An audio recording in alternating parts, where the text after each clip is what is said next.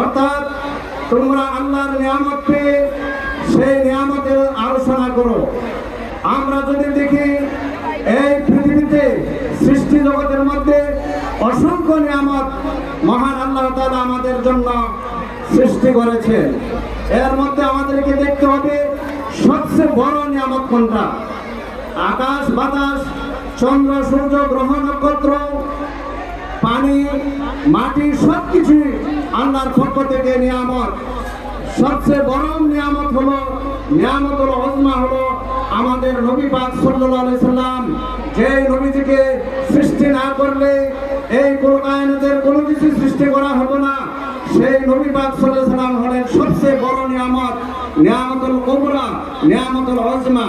সেই নিয়ামতের শুকরিয়া, সেই নিয়ামতের স্মরণ করার জন্য আজকে আমরা ঈদে মিলাদুন নবীর জুলুস করেছি, ঠিক কিনা? এই কোরআন এবং হাদিস থেকে অসংখ্য দলিল রয়েছে। আমি যদি সেই দলিল পাঠ করতে চাই অনেক সময় দরকার। তো সম্মানিত উপস্থিতি, আমি অত্যন্ত আনন্দিত যে আজকের জুলুস অত্যন্ত সুন্দর হয়েছে, ঠিক কিনা?